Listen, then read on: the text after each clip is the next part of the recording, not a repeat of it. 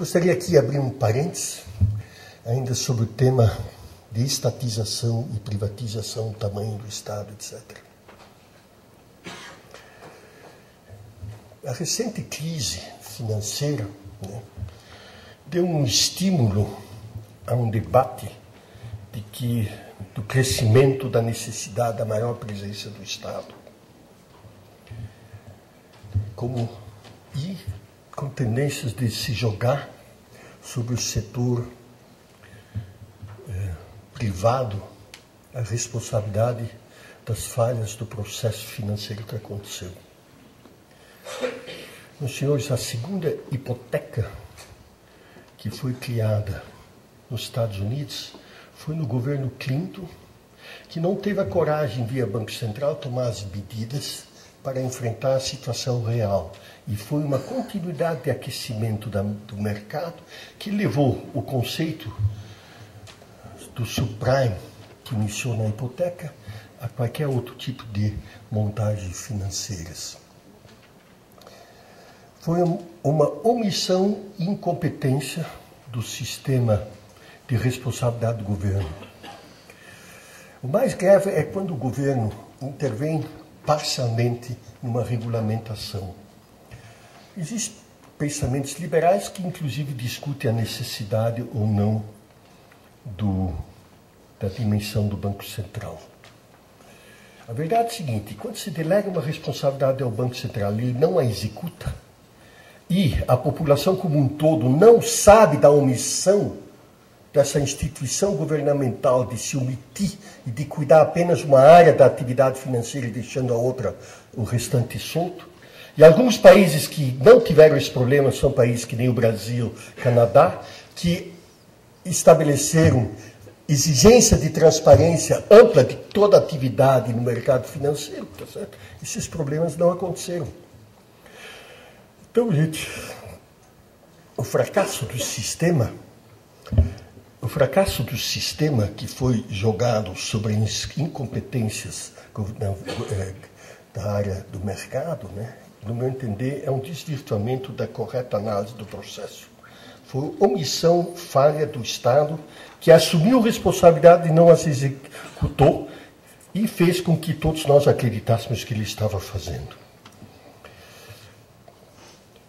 Dentro desse processo, eu não posso deixar de mencionar a importância do conceito da subsidiariedade. Justamente a discussão do Estado ou não Estado, né, estabelece-se claramente, e essas convicções da subsidiariedade, né, foi o nosso professor Og Leme, né, que foi um dos grandes mentores do Instituto Liberal no Rio de Janeiro, com Donald Stewart e Roberto Campos. Ele estabelecia esse princípio e fez vários debates e ensinamentos sobre isso. Interessante que a Igreja Católica, nas suas encíclicas papais, eu acho que ela, desde o ano 30, praticamente, defende com clareza o princípio da subsidiariedade, que, no fundo, quer dizer, tudo que o indivíduo pode fazer, eu não tenho que passar para a minha família. Tudo que uma família pode fazer, eu não tenho que passar para empresas. Tudo que uma empresa pode fazer, não deve o município fazer ou o Estado fazer. Tudo que o município deve fazer, ele não deve o Estado fazer. Tudo que um Estado deve fazer, a União não deve fazer. Nós fazemos tudo ao contrário. Isso nos leva a um custo e uma estatização de absoluta inviabilidade. Eu não posso deixar de mencionar isso porque é uma boa explicação, né, vamos dizer, desse marasmo organizacional que temos, né? Pois fazer o Estado, o município, ir como pedinte na troca de favores em relação à União, né, é um desvirtuamento organizacional insustentável. Então, esse conceito liberal básico da subsidiariedade é da maior importância. Aliás, todo esse nosso debate, você pode, e o nosso governador Anastasia, né, colocou bem o tema. O tema tem que ser debatido. Mas, quando eu tenho um Estado nessa dimensão como nós temos, com o custo que ele tem e com a incompetência que eu tenho, qual é a reação? Os movimentos são pendulares.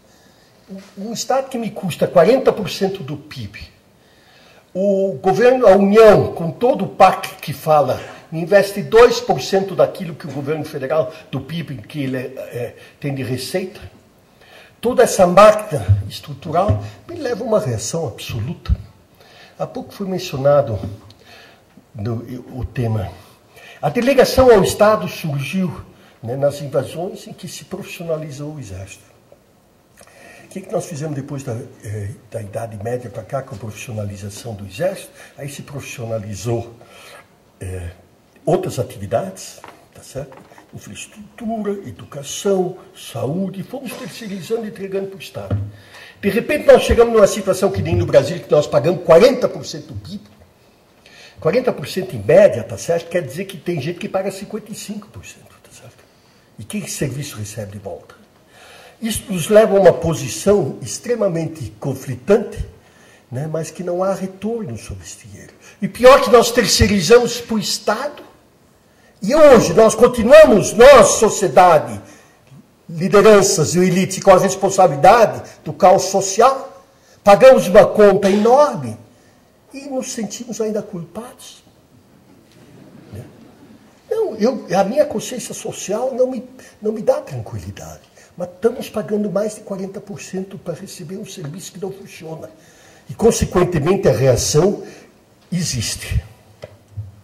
Eu gostaria de mencionar um tema ainda sobre a institucionalização do país, que é interessante, um livro recente que eu li, é do Dávila, do Luiz Felipe Dávila, em que ele fala sobre os virtuosos. É extremamente interessante que o primeiro presidente pós-imperador, né, foi na tentativa de construir um sistema institucionalizado. Prudente de Moraes tinha por formação uma formação eminentemente institucional, que o império da lei organizasse o sistema. Mas, ao mesmo tempo, dentro das pressões da área militar, sempre houve a busca de autoritarismos. Tá certo? Esse conflito no Brasil nunca desapareceu. Aliás, não desaparece do mundo. Tá certo? E é o grande dilema de se trabalhar no império da lei, na estrutura institucional ou na improvisação autoritária em que o indivíduo comanda. Se nós tomarmos os capítulos Revolução de 30, Revolução de 64, sempre houve esse conflito, tá certo? E se nós olharmos os nossos países vizinhos da América Latina, né, no fundo, essa insegurança jurídica que esses processos muito próximos de não democráticos, ou eu diria não democráticos, no fundo é sempre um processo de não institucionalização e botando autoritarismo em cima de uma pessoa temporariamente com poder absoluto. Assim que nós temos um desafio enorme nessa construção. Eu gostaria aqui ainda de fazer uma observação de que nós, dentro do nosso processo, muitas vezes usamos a palavra capitalismo, que é uma palavra meio desgastada, também a palavra liberalismo, etc., né? Mas, no fundo, o grande conteúdo é uma economia de mercado, em que nós todos, cada um de nós, serve ao mercado. O mercado é que impõe as nossas regras e estabelece a flexibilidade. A Alemanha é muito interessante que, nesse processo de debates do socialismo, comunismo, etc., desenvolveu até um conceito de palavra economia social de mercado, tá certo? Para amenizar um pouco esses conflitos. Eu toco esse tema porque é extremamente importante no nosso desenvolvimento. Eu encerro aqui fazendo uma observação bem clara da nossa responsabilidade como cidadão. Nós temos individualmente a responsabilidade profissional de exercer a nossa atividade com seriedade e eficiência. Nós temos uma responsabilidade com a nossa comunidade e com a paróquia, mas a terceira e a mais complexa para a finalidade que nós estamos aqui reunidos é consolidar a responsabilidade institucional do país. É fazer com que possamos construir um país melhor do que nós herdamos. Eu, nas primeiras duas responsabilidades, eu me sinto tranquilo.